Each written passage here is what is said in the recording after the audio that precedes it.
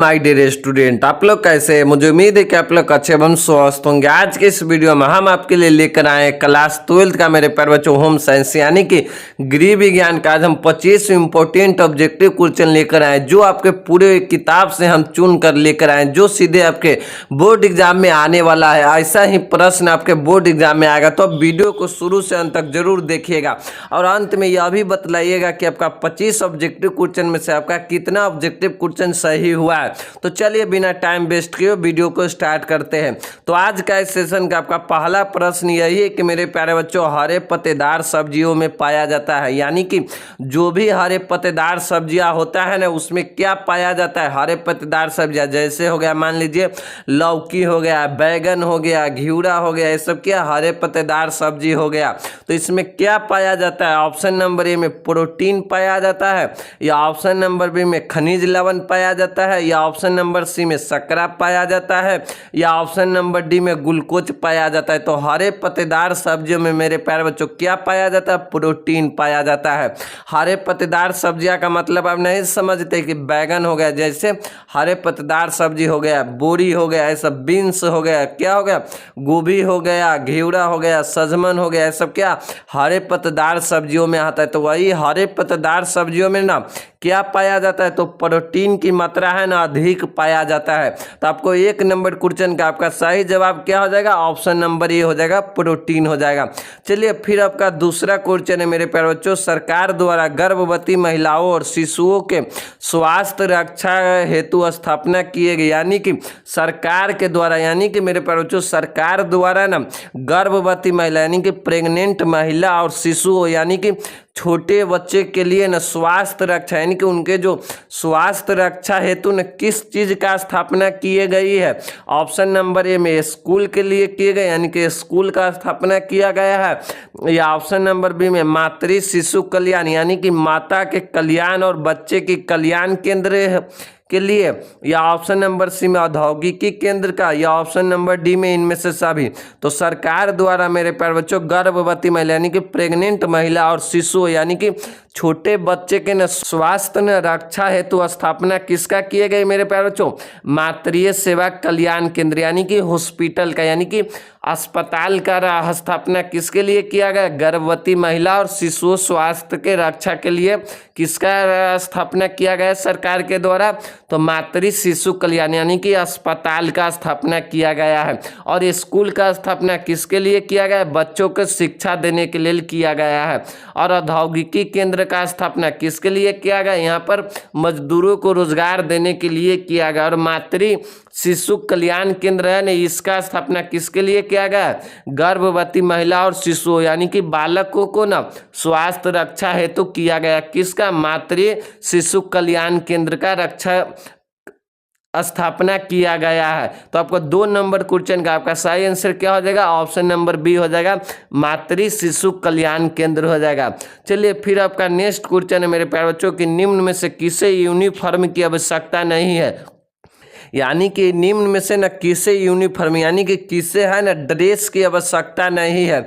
Option number A में doctor को, या ऑप्शन नंबर सी में कॉलेज की शिक्षकों को, या ऑप्शन नंबर सी में मेरे प्यारे बच्चों नर्स के, या ऑप्शन नंबर डी में स्कूली बच्चों को। तो निम्न में से किसे यूनिफॉर्म की आवश्यकता नहीं होता मेरे प्यारे बच्चों? स्कूल के ना जो स्कूल कॉलेज के जो शिक्षक लोग होते हैं ना, जो अध्यापक लोग होते हैं ना, उनको है ना यूनिफॉर्म यानी कि ड्रेस की आवश्यकता नहीं होती है। लेकिन ये जो डॉक्टर लोग होते हैं इनको ना एक ड्रेस की आवश्यकता होती है। और जो नर्स होते हैं, जो नर्स लोग होते हैं ना, इनको लिए भी ड्रेस की एक आवश्यकता होती है। और स्कूली बच्चों के भी ड्रेस की आवश्यकता होती है। लेकिन ये जो कॉलेज की शिक्षक है ना, इसका कोई ड्रेस की आवश्यकता नहीं होती, यानी कि ये अपना ड्रेस पहनकर जा सकता है, जाता है कहीं पर भी। लेकिन ये डॉक्टर होता है ना, इसका एक ड्रेस बनाया जाता है। नर्स का भी, स्कूली बच्चों के भी ड्रेस में ही आना होता है। लेकिन लेकिन ये जो कॉलेज के शिक्षक लोग होते हैं ना, इनको ना ड्रेस में जाने की कोई ज़रूरत नहीं होता। इस पर आपको यानी कि कॉलेज के ना शिक्षक पर निर्भर करता है कि वो कैसा ड्रेस पहनकर जाता है। लेकिन डॉक्टर, नर्स, स्कूल के बच्चे के ना यूनिफॉर्म की आवश्यकता होती है। तो चलिए फिर आपका नेक्स्ट क्वेश्चन है मेरे प्यारे बच्चों, ऊनी वस्त्र को निम्न में से किस प्रकार के पानी से धोना चाहिए। यानी कि जो भी ऊनी वस्त्र होता है, यानी कि जो ऊन से न बना वस्त्र होता है ना, उसको किस प्रकार से पानी से धोना चाहिए, यानी कि किस प्रकार के ना पानी से धोना चाहिए। ऑप्शन नंबर ए में ठंडा पानी से, या ऑप्शन नंबर बी में गर्म पानी से, या ऑप्शन नंबर सी में गुनगुने पानी से, या ऑप्शन नंबर डी में इनमें से सभी। तो ऊनी वस्त्र को न निम्न में से किस प्रकार के पानी से मेरे प्यारे बच्चों धोना चाहिए। ठंडे पानी से धोना चाहिए। यानी कि जो पानी हम लोग कल से निकालते हैं ना, उसी पानी से ना सूती वस्त्र को धोना चाहिए, गर्म पानी से नहीं। यानी कि गर्म पानी को ना गर्म कर ना सूती वस्त्र को नहीं धोना चाहिए। और गुनगुने पानी यानी कि हल्के गर्म पानी से भी सूती वस्त्र को नहीं धोना चाहिए। लेकिन ठंडा पानी है ना, इसके लिए ना यानी कि सूती कपड़ा है ना, सूती वस्त्र को ना ठंडा का पानी से ही धोना चाहिए। तो आपको 4 नंबर क्वेश्चन का आपका सही आंसर क्या हो जाएगा मेरे प्यारे बच्चों, ठंडा पानी हो जाएगा। तो आपको 4 नंबर क्वेश्चन का आपका सही आंसर क्या हो जाएगा, ऑप्शन नंबर ए हो जाएगा। चलिए फिर आपका नेक्स्ट क्वेश्चन है मेरे प्यारे बच्चों के निम्न में से कौन सी ग्रंथि अन्य ग्रंथियों को नियंत्रित करती है। अब आपसे पूछा जाता है कि निम्न में से ना कौन सी ग्रंथि है ना जो शरीर के ना अन्य ग्रंथियों को नियंत्रित करती है या करता है। कौन सी ग्रंथि करता है। ऑप्शन नंबर ए में है पैराथायराइड ग्रंथि, या ऑप्शन नंबर बी में पिट्यूटरी ग्रंथि, या ऑप्शन नंबर सी में है अधिवृक्क ग्रंथि, या ऑप्शन नंबर डी में थाइमस ग्रंथि। तो निम्न में से कौन सी ग्रंथि है ना शरीर के अन्य ग्रंथि, यानी कि जो शरीर के और भी ग्रंथि होता है, जैसे होता है मान लीजिए पैराथायराइड ग्रंथि हो गया, अधिवृक्क ग्रंथि हो गया, अधिवृक्क ग्रंथि हो गया, या थाइमस ग्रंथि। इन जितना भी शरीर में ग्रंथि होता है ना, तो उन सब ग्रंथि को कौन सा ग्रंथि नियंत्रित करता है। ये होता है ना पिट्यूटरी ग्रंथि, जिसको मेरे प्यारे बच्चों पीयूष ग्रंथि भी कहा जाता है। पिट्यूटरी ग्रंथि का दूसरा नाम है पीयूष ग्रंथि। और पिट्यूटरी ग्रंथि और पीयूष ग्रंथि को ना मास्टर ग्रंथि कहा जाता है। मास्टर ग्रंथि इसीलिए कहा जाता है कि ये है ना इन सभी जितना भी शरीर में ग्रंथि होता है, जैसे ये ग्रंथि हो गया, ए हो गया, तो इन तीनों ग्रंथियों को कौन नियंत्रण करता है, पिट्यूटरी ग्रंथि, जिसको पीयूष ग्रंथि कहा जाता है। इसीलिए ना इसको मास्टर ग्रंथि भी कहा जाता है। इसको भी आपको याद रखना है। तो आपको 5 नंबर क्वेश्चन का आपका सही आंसर क्या हो जाएगा, ऑप्शन नंबर बी हो जाएगा, पिट्यूटरी ग्रंथि या पीयूष ग्रंथि हो जाएगा। चलिए फिर आपका नेक्स्ट क्वेश्चन है मेरे प्यारे बच्चों कि जल प्रदूषण के लिए हानिकारक होता है। अब आपसे पूछा गया कि जल प्रदूषण यानी कि वाटर पोल्यूशन के लिए ना क्या हानिकारक होता है, यानी कि वाटर प्रदूषण से न किसके लिए हानिकारक होता है, यानी कि किनके लिए ना हानिकारक होता है। ऑप्शन नंबर ए में जलीय जीव के लिए, या ऑप्शन नंबर बी में कृषि के लिए, या ऑप्शन नंबर सी में मनुष्य के लिए, या ऑप्शन नंबर डी में मेरे प्यारे बच्चों इनमें से सभी। तो जल प्रदूषण किसके लिए हानिकारक होता है, जलीय जीव के लिए भी हो गया, यानी कि मछली हो गया, केकड़ा हो गया, शार्क हो गया, क्रोकोडाइल हो गया। तो इन सभी के लिए ना जल प्रदूषण हानिकारक होता है। साथ में कृषि के लिए भी हानिकारक होता है, और मनुष्य के लिए भी है ना जो जल प्रदूषण है ना ये हानिकारक होता है। लेकिन ऑप्शन नंबर डी में आपको इनमें से सभी। तो जल प्रदूषण किसके लिए हानिकारक होता है, तो ऑप्शन नंबर डी में इनमें से सभी के लिए हानिकारक होता है। चलिए फिर आपका नेक्स्ट क्वेश्चन है मेरे प्यारे बच्चों कि भारत में स्वास्थ्य समस्याओं का कारण, यानी कि अब आपसे पूछा जाता है कि अपना भारत देश है ना उसमें स्वास्थ्य समस्या का क्या कारण, यानी कि क्या कारण हो सकता है। ऑप्शन नंबर ए में बढ़ती जनसंख्या, यानी कि जो लगातार जनसंख्या में वृद्धि होता है उनके कारण, या ऑप्शन नंबर प्रदूषण के कारण, यानी कि अलग अलग जो प्रदूषण फैलाया जाता है, जैसे वायु प्रदूषण हो गया, ध्वनि प्रदूषण हो गया, मिट्टी प्रदूषण हो गया, जल प्रदूषण हो गया, इनके कारण भारत में स्वास्थ्य समस्या का कारण है, या ऑप्शन नंबर सी में है संक्रामक रोग के कारण, या ऑप्शन नंबर डी में इनमें से सभी। तो भारत में न स्वास्थ्य समस्या का कारण क्या है मेरे प्यारे बच्चों, बढ़ती जनसंख्या भी है, प्रदूषण भी है, और ऑप्शन नंबर सी में संक्रामक रोग भी है। ऑप्शन नंबर डी में इनमें से सभी हो जाएगा। तो 6 नंबर क्वेश्चन का आपका सही आंसर क्या हो जाएगा? ऑप्शन नंबर डी हो जाएगा, इनमें से सभी हो जाएगा। चलिए फिर आपका नेक्स्ट क्वेश्चन है मेरे प्यारे बच्चों की प्रोटीन का सर्वोत्तम स्रोत है। अब आपसे पूछा जाता है कि प्रोटीन है ना उसका सर्वोत्तम स्रोत है, यानी कि जो शरीर में प्रोटीन पाया जाता है ना, तो शरीर को ना प्रोटीन देने के लिए ना कौन सा सर्वोत्तम स्रोत है? ऑप्शन नंबर ए में सब्जियां है, या ऑप्शन नंबर बी में चावल है, या ऑप्शन नंबर सी में है मांस मछली एवं अंडा है, या ऑप्शन नंबर डी में इनमें से सभी है।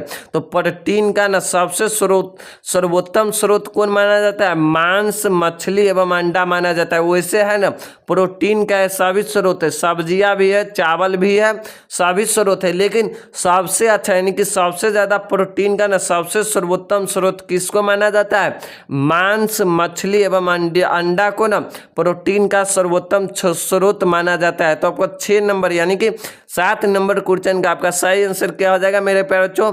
मछली, मांस एवं अंडा हो जाएगा। चलिए फिर आपका नेक्स्ट क्वेश्चन है मेरे प्यारे बच्चों, निम्न में से कौन कुपोषण का एक प्रकार है? अब आपसे पूछा जाता है कि कुपोषण का एक प्रकार है। कुपोषण का कितने प्रकार होता है? 2 प्रकार होता है। एक होता है आपको अल्प पोषण और दूसरा होता है अति पोषण। तो आपका क्वेश्चन नंबर क्या पूछ रहा है कि निम्न में से कौन है ना कुपोषण का एक प्रकार है? तो ऑप्शन नंबर ए में अल्प पोषण भी है, और ऑप्शन नंबर बी में है अति पोषण भी है, और ऑप्शन नंबर सी में ए बी दोनों है। तो आपका इसका क्वेश्चन क्या हो जाएगा?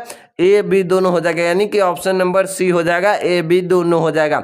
चलिए फिर आपका नेक्स्ट क्वेश्चन है मेरे प्यारे बच्चों कि निम्न में से कौन सा रोग, अब आपसे पूछा जाता है कि निम्न में से न कौन सा रोग है ना लौह तत्व की कमी से हो जाता है।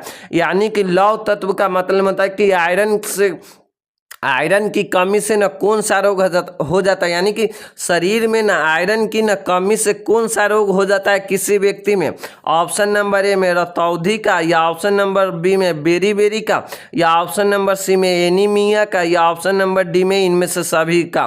तो लौह की कमी से यानी कि शरीर में न लौह तत्व यानी कि आयरन की कमी से मेरे प्यारे बच्चों कौन सा रोग हो जाता है? एनीमिया हो जाता है। और रतौंधी किसके कमी से होता है मेरे प्यारे बच्चों? विटामिन ए की कमी से होता है। और जब बेरी बीमारी है ना, ये विटामिन आपको बी के ए के कमी से होता है, इसको भी आपको याद रखना है। रतौंधी किसके कमी से होता है?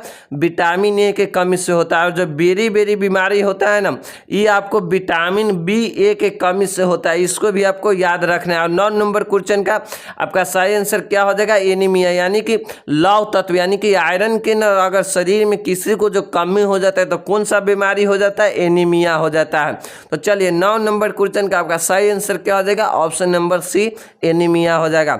चलिए फिर आपका नेक्स्ट क्वेश्चन है मेरे प्यारे बच्चों, निम्न में से कौन सा भोजन का कार्य है? अब आपसे पूछा जाता है कि जब हम लोग शरीर में भोजन करते हैं ना, तो भोजन का ना कौन सा कार्य यानी कि निम्न में से ना कौन भोजन का कार्य है? ऑप्शन नंबर ए में शरीर को पोषण यानी कि शरीर को न पोषण देना यानी कि शरीर को न पोषना, या ऑप्शन नंबर बी में शरीर को ऊर्जा प्रदान करना यानी कि शरीर को न शक्ति प्रदान करना, ये भोजन का कार्य है। या ऑप्शन नंबर ए में आपको क्या शरीर का पोषण यानी कि शरीर को मजबूत बनाना यानी कि शरीर को पोषना, ये भी एक भोजन का कार्य है।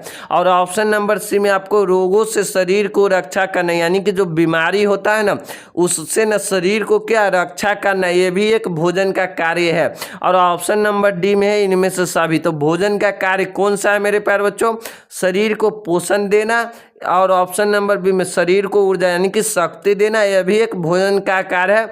और ऑप्शन नंबर सी में रोगों से शरीर की रक्षा करना, यह भी भोजन का कार्य है। और ऑप्शन नंबर डी में इनमें से सभी। तो निम्न में से न कौन सा भोजन का कार्य? ये सभी है, यानी कि ये तीनों है ना, तो ऑप्शन नंबर डी में इनमें से सभी हो जाएगा, यानी कि ऑप्शन नंबर डी हो जाएगा, इनमें से सभी।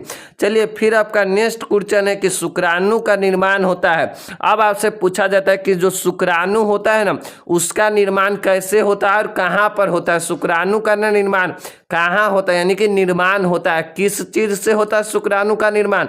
ऑप्शन नंबर ए में वृषण से, या ऑप्शन नंबर बी में शीशन से, या ऑप्शन नंबर सी में प्रोस्टेट ग्रंथि में, या ऑप्शन नंबर डी में है अधिवृषण में। तो शुक्राणु का मेरे प्यारे बच्चों निर्माण कहाँ होता है? वृषण में होता है। और कहाँ होता है, वृषण में होता है। वृषण के बीच क्या होता है, अंडाशय, यानी कि शुक्राणु का निर्माण कहाँ, अंडाशय से होता है, जिसको हम लोग वृषण बोलते हैं। वृषण में ना, वृषण में यानी कि शुक्राणु का निर्माण कहाँ होता है, वृषण में होता है। तब को 11 नंबर क्वेश्चन का ना आपका सही आंसर क्या हो जाएगा, ऑप्शन नंबर ए हो जाएगा, वृषण हो जाएगा। शुक्राणु का निर्माण होता है कहाँ, वृषण में होता है। चलिए फिर आपका नेक्स्ट क्वेश्चन है मेरे प्यारे बच्चों की वस्त्र आवश्यक है, यानी कि कपड़ा आवश्यक है। इसका मतलब है कि कपड़ा पहनना हमें आवश्यक है। क्यों आवश्यक है, सीधे आपसे पूछा गया है कि वस्त्र आवश्यक है, यानी कि कपड़ा आवश्यक है। क्यों आवश्यक है मेरे प्यारे बच्चों, ऑप्शन नंबर ए में शरीर को आवरण प्रदान हेतु, यानी कि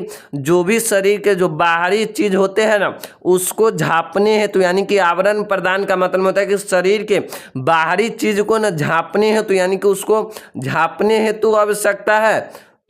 या ऑप्शन नंबर बी में सामाजिक प्रतिष्ठा है, तो यानी कि जो समाज में इज्जत प्रतिष्ठा होता है ना उसके हेतु है। या ऑप्शन नंबर बी में शरीर को गर्म रखने हेतु, यानी कि वस्त्र का आवश्यक क्यों होता है, शरीर को गर्म रखने हेतु भी होता है, सामाजिक प्रतिष्ठा हेतु भी होता है, और शरीर को न आवरण प्रदान, यानी कि शरीर के जो भी बाहरी संरचना है ना उसको भी तोपने के लिए होता है, यानी कि झापन के लिए होता है। तो इन तीनों चीजों के लिए होता है।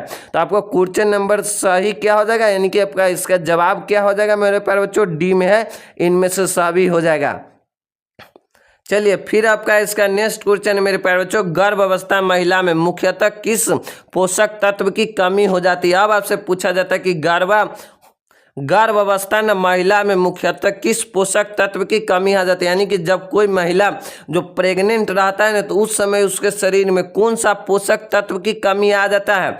ऑप्शन नंबर ए में मेरे प्यारे बच्चों आयोडीन का कमी आ जाता है, या ऑप्शन नंबर बी में आपको वसा का कमी आ जाता है, यानी कि वास का कमी आ जाता है, या ऑप्शन नंबर सी में विटामिन की कमी आ जाता है, या ऑप्शन नंबर डी में इनमें से कोई नहीं है। तो मेरे प्यारे बच्चों जब महिला गर्भ अवस्था में होता है ना तो महिलाओं को शरीर में कौन कौन से पोषण तत्व की कमी आ जाते हैं, आयोडीन का भी आ जाता है, और इसके साथ साथ ना मेरे प्यारे बच्चों विटामिन डी का कमी भी होता है, और आयरन का भी कमी हो जाता है। लेकिन आपको आयोडीन ऑप्शन में दिया हुआ है, तो आपको 13 नंबर क्वेश्चन का आपका सही आंसर क्या हो जाएगा, आयोडीन। अगर आपको विटामिन डी होता है ना तो आपको विटामिन डी हो जाता है, या आयरन होता है यानी कि लौह तत्व होता है तो वो हो जाता है। यहाँ पर आपको सिर्फ आयोडीन दिया हुआ है, तो इसका सही आंसर क्या हो जाएगा, आयोडीन हो जाएगा।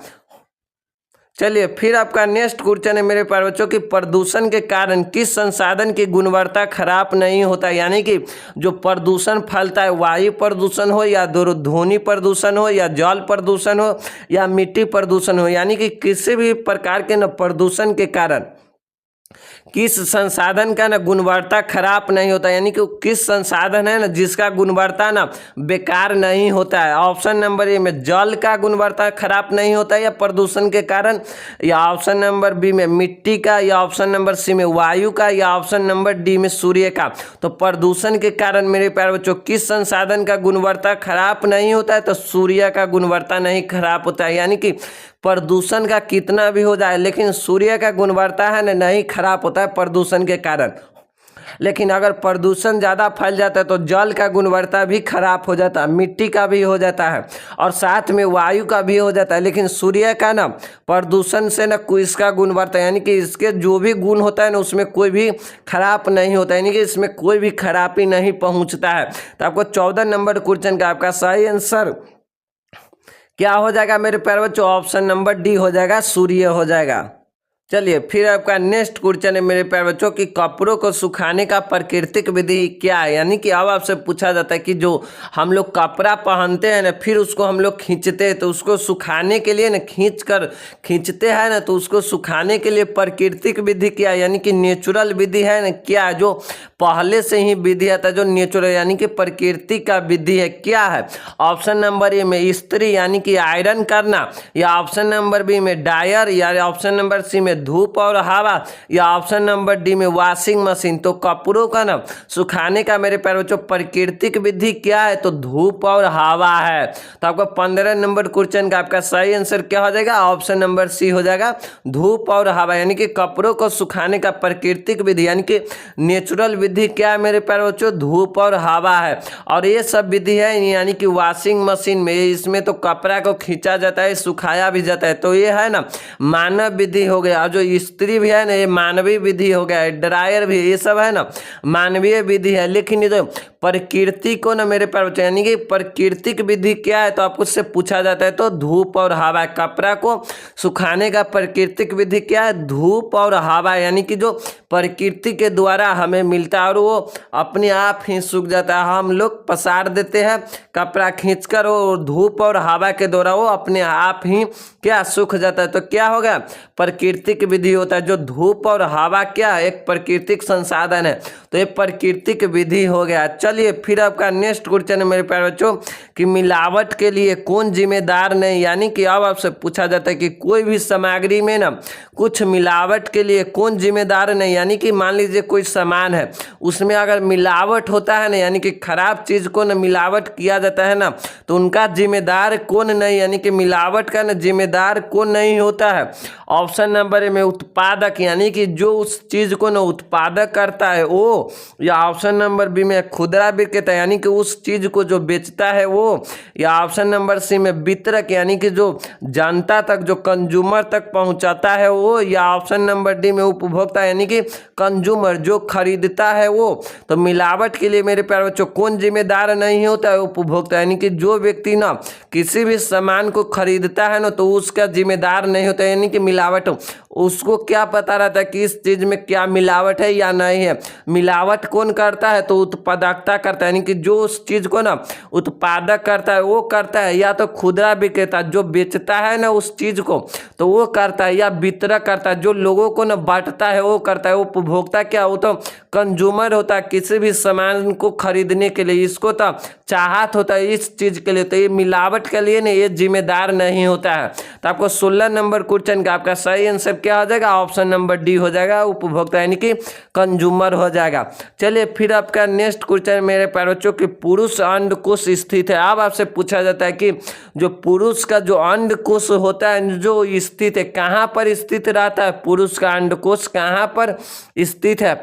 ऑप्शन नंबर ए में वक्ष गुहा में, या ऑप्शन नंबर बी में है उदर गुहा में, या ऑप्शन नंबर सी में है उदर गुहा के बाहर, या ऑप्शन नंबर सी में, ऑप्शन नंबर डी में इनमें से कोई नहीं। तो पुरुष अंडकोश स्थित है, यानी कि पुरुष का ना अंडकोश कहाँ पर स्थित है मेरे प्यारे बच्चों, तो उदर गुहा के बाहर है। कहाँ पर है, उदर गुहा के बाहर है। पुरुष का अंडकोश कहाँ स्थित है, उदर गुहा के बाहर। तो आपको 17 नंबर क्वेश्चन का आपका सही आंसर क्या हो जाएगा, ऑप्शन नंबर डी हो जाएगा, उदर गुहा के बाहर है पुरुष का अंडकोश स्थित। चलिए फिर आपका नेक्स्ट क्वेश्चन है मेरे प्यारे बच्चों कि भारत में नदी प्रदूषण का प्रमुख स्रोत है क्या। यानी कि अब आपसे पूछा जाता है कि हमारा भारत देश में है ना जो नदी में जो देखते हैं आप लोग कि इतना कचरा, यानी कि नदी का जो पानी है ना इतना कचरा हो गया, यानी कि इसमें इतना प्रदूषण फैला है ना, उसका प्रमुख स्रोत यानी कि मेन जरिया क्या है, यानी कि मेन चीज क्या होता है, यानी कि प्रमुख स्रोत का मतलब होता है कि उनका मेन जड़ क्या है नदी का प्रदूषण का। ऑप्शन नंबर ए में औद्योगिकी अपशिष्ट, अपशिष्ट का मतलब होता है मेरे प्यारे बच्चों बेकार पदार्थ, यानी कि कोई कूड़ा करकट कचरा हो गया ना तो ये सब अपशिष्ट पदार्थ आता है। तो औद्योगिकी का अपशिष्ट पदार्थ यानी कि जो फैक्ट्री का जो भी अपशिष्ट पदार्थ होता है वो होता है, या ऑप्शन नंबर बी में ठोस पदार्थ, जैसे हो गया मेरे प्यारे बच्चों नदी में ना ठोस पदार्थ को बिगना, यानी कि मान लीजिए नदी में हम एक ईंटा बिंग दे तो वो हो गया ये ठोस पदार्थ, या लोहा बिंग दे तो वो ठोस पदार्थ हो गया। या ऑप्शन नंबर सी में मेरे प्यारे बच्चों मानव एवं पशु स्नान, यानी कि नदी में ना मानव स्नान करता है या कोई जंगली जीव जंतु स्नान करता है उनके कारण नदी प्रदूषण होता है, या ऑप्शन नंबर डी में इनमें से कोई नहीं। तो नदी का ना भारत में नदी का प्रदूषण का प्रमुख स्रोत क्या है मेरे प्यारे बच्चों, औद्योगिकी अपशिष्ट, जो फैक्ट्री होता है ना जो भी उसका वेस्ट पदार्थ होता है ना जो नदी में बहा दिया जाता है, जिसके कारण ना नदी ना बहुत ज़्यादा प्रदूषण हो जाता है। जो ठोस पदार्थ फेंकने से ना नदी में उतना प्रदूषण नहीं होता है, या मानव एवं पशु का स्नान से भी नदी में कोई प्रदूषण नहीं फैलता है। जो उद्योग का अवशिष्ट पदार्थ यानी कि कोई भी फैक्ट्री के जहाँ पर होता है जो उसका अवशिष्ट पदार्थ होता है यानी कि जो उसका बेकार कचरा होता है ना उसको ना नदी में बहा दिया जाता है, जिसके कारण ना नदी प्रदूषण होता है। भारत का ना नदी प्रदूषण का ना प्रमुख स्रोत है और जितना भी आपके भारत में है ना बड़ा बड़ा फैक्ट्री है ना वो नदी के किनारे ही उसको स्थापना किया जाता है। किसके लिए? इसी के लिए यानी कि उद्योग के ना जो भी अवशिष्ट पदार्थ होगा ना उसको नदी में धा देंगे। तो नदी प्रदूषण का भारत में प्रमुख स्रोत क्या है मेरे प्यारे बच्चों? औद्योगिकी अपशिष्ट यानी कि औद्योगिकी का ना बेकार पदार्थ होता है यानी कि कचरा होता है जो औद्योगिकी अपशिष्ट होता है। तो 18 नंबर क्वेश्चन का आपका सही आंसर क्या हो जाएगा? ऑप्शन नंबर ये हो जाएगा, औद्योगिकी अपशिष्ट हो जाएगा। चलिए फिर आपका इसका नेक्स्ट क्वेश्चन मेरे प्यारे बच्चों की श्वसन तंत्र से संबंधित रोग है। यानी कि अब आपसे पूछा जाता है कि श्वसन तंत्र, जिस नली से ना हम लोग श्वास लेते हैं ना उसको श्वसन तंत्र कहा जाता है। तो श्वसन तंत्र से ना संबंधित रोग होते हैं, कौन होते हैं? ऑप्शन नंबर ए में ध्वनि प्रदूषण होते हैं यानी कि रेडियो यानी कि आवाज का प्रदूषण होता है, या ऑप्शन नंबर बी में भूमि प्रदूषण, या ऑप्शन नंबर सी में वायु प्रदूषण, या ऑप्शन नंबर डी में जल प्रदूषण। यहाँ पर आपको ध्यान देना है कि पूछा जाता है कि श्वसन तंत्र यानी कि जो भी श्वासन की नली होता है ना उससे संबंधित रोग है ना किसके कारण होते हैं? यानी कि श्वसन तंत्र में जो भी रोग होता है ना किसके कारण होता है? ध्वनि प्रदूषण के कारण नहीं होता है श्वसन तंत्र में रोग। और ऑप्शन नंबर बी में भूमि प्रदूषण के कारण भी श्वसन तंत्र में नहीं इसका रोग होता है। और ऑप्शन नंबर सी में है ना वायु प्रदूषण के कारण मेरे बच्चों श्वसन तंत्र में रोग होता है। श्वसन तंत्र में वायु प्रदूषण से कैसे होता है? जैसे कि जब वायु प्रदूषण रहता है, जो हम लोग जब श्वास लेते हैं ना तो वायु हमारे श्वसन तंत्र से न प्रवेश करके जब हमारे शरीर में जाता है ना तो खराब वायु यानी कि वायु प्रदूषण वायु रहता है ना उसके कारण हमारे श्वसन तंत्र में अनेक प्रकार के रोग हो जाता है। तो श्वसन तंत्र से संबंधित रोग किसके कारण होते हैं मेरे प्यारे बच्चों? तो वायु प्रदूषण के कारण होते हैं। तो 19 नंबर क्वेश्चन का आपका सही आंसर क्या हो जाएगा? ऑप्शन नंबर सी हो जाएगा। चलिए फिर आपका नेक्स्ट क्वेश्चन है मेरे प्यारे बच्चों कि खुले में शौच करने से कौन सा रोग फैलता है? अब आपसे पूछा जाता है कि खुले में न शौचालय यानी कि खुले स्थान पर न शौचालय करने से न कौन सा रोग फैलता है? ऑप्शन नंबर ए में दस्त, टाइफाइड, पीलिया, या ऑप्शन नंबर सी में मधुमेह हृदय रोग और आर्थराइटिस, या ऑप्शन नंबर सी में है बवासीर, कैंसर, मोतियाबिंद, या ऑप्शन नंबर डी में इनमें से सभी। तो खुले में न शौच करने से यानी कि शौचालय करने जिसको हम लोग लैटरिन करते हैं तो खुले में ना शौचालय करने यानी कि शौच का मतलब होता है कि शौचालय करने से ना कौन सा रोग फैलता है मेरे प्यारे बच्चों? तो दस्त और टाइफाइड और पीलिया इन तीनों रोग ना खुले में शौचालय करने से न फैलता है। तो आपको 20 नंबर क्वेश्चन का आपका सही आंसर क्या हो जाएगा? दस्त हो जाएगा और टाइफाइड हो जाएगा और पीलिया हो जाएगा। चलिए फिर आपका नेक्स्ट क्वेश्चन है मेरे प्यारे बच्चों कि निम्न में से कौन मानव की मूलभूत आवश्यकता नहीं है? अब आपसे पूछा जाता है कि मेरे प्यारे बच्चों कि निम्न में से न कौन मानव की मूलभूत आवश्यकता नहीं है? मूलभूत आवश्यकता का मतलब होता है यानी कि वो चीज न मानव के पास न हर हाल में उपलब्ध होना चाहिए। जो मानव का ना चीज यानी कि वैसा चीज जो मानव के जीवन जीने के लिए ना उसे हर हाल में ना उपलब्ध होना चाहिए, उसको क्या मानव का ना मूलभूत आवश्यकता कहते। तो निम्न में से ना कौन मानव जाति की ना मूलभूत आवश्यकता नहीं है? ऑप्शन नंबर ए में मकान यानी कि आवास, या ऑप्शन नंबर बी में भोजन, या ऑप्शन नंबर सी में वस्त्र, या ऑप्शन नंबर डी में मनोरंजन। तो मानव का ना मूलभूत आवश्यकता क्या क्या होता है पहले इसको आप जान लीजिए, फिर इसका जवाब आप सही अपने आप बतला दीजिएगा। देखिए मानव का मूलभूत आवश्यकता क्या होता है? एक मकान होता है यानी कि रहने के लिए उसको मकान चाहिए, आवास चाहिए। भोजन भी है ना मानव का मूलभूत आवश्यकता होता है, और वस्त्र भी होता है, और जल भी है ना मानव की ना मूलभूत आवश्यकता होता है। जैसे हो गया हवा, मानव का क्या है? मूलभूत आवश्यकता है यानी कि हवा के बिना मानव एक पल के लिए भी जिंदा रह सकता है? तो नहीं। तो क्या हो गया? मानव की मूलभूत आवश्यकता हो गया। जैसे उनका स्वास्थ्य हो गया, शिक्षा हो गया, ये सब क्या मानव की मूलभूत आवश्यकता है। और जो डी में क्या है? मनोरंजन यानी कि इंटरटेनमेंट है ना मानव की मूलभूत आवश्यकता नहीं। तो आपको 21 नंबर क्वेश्चन का आपका सही आंसर क्या हो जाएगा मेरे प्यारे बच्चों? ऑप्शन नंबर डी हो जाएगा, मनोरंजन हो जाएगा। मानव का मूलभूत आवश्यकता ये सभी है, मकान है, भोजन है, वस्त्र है, लेकिन मनोरंजन है ना, ये मानव की मूलभूत आवश्यकता के अंतर्गत नहीं आता है। तो आपको किस नंबर क्वेश्चन का आपका सही आंसर क्या हो जाएगा? ऑप्शन नंबर डी हो जाएगा। चलिए फिर आपका नेक्स्ट क्वेश्चन है कि निम्न में से न कौन पाचन के सहायता में करता है, यानी कि अब आपसे पूछा जाता है कि निम्न में से न कौन है न भोजन, यानी कि कौन भोजन के पाचन की सहायता करता है, यानी कि जब हम लोग भोजन करते हैं ना तो उसको पचाने के लिए ना कौन सहायता करता है? पेट में जब हम लोग भोजन करते हैं तो कहाँ पेट में जाता है, तो पेट में ना पाचन की सहायता, यानी कि उस भोजन को ना पचाने में कौन सहायता करता है? ऑप्शन नंबर ए में हार्मोन, या ऑप्शन नंबर बी में पाचक रस, या ऑप्शन नंबर डी में खून है, सॉरी ऑप्शन नंबर सी में खून है, या ऑप्शन नंबर डी में मेरे प्यारे बच्चों पानी है। तो निम्नलिखित में से कौन भोजन के पाचन में सहायता करता है, यानी कि भोजन को ना पचाने में कौन सहायता करता है मेरे प्यारे बच्चों? पाचक रस करता है। तो आपको 22 नंबर क्वेश्चन का आपका सही आंसर क्या हो जाएगा मेरे प्यारे बच्चों? पाचक रस हो जाएगा, यानी कि पाचक और रस हो जाएगा, जो भोजन का ना सब पचाने में नहीं मदद करता, कौन हो जाएगा? पाचक रस हो जाएगा। चलिए फिर आपका नेक्स्ट क्वेश्चन है कि मेरे प्यारे बच्चों वनस्पति प्रोटीन का उत्तम साधन है।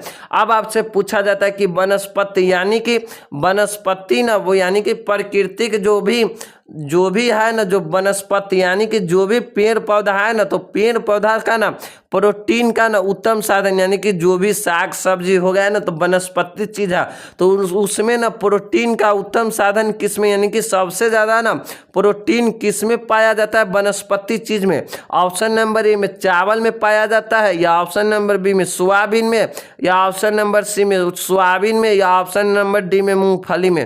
तो वनस्पति प्रोटीन का उत्तम साधन क्या है मेरे प्यारे बच्चों? सोयाबीन है। सोयाबीन में भी बहुत ज्यादा मात्रा में ना प्रोटीन की मात्रा पाया जाता है। तो आपको 23 नंबर क्वेश्चन का आपका सही आंसर क्या हो जाएगा? ऑप्शन नंबर सी हो जाएगा, सोयाबीन हो जाएगा।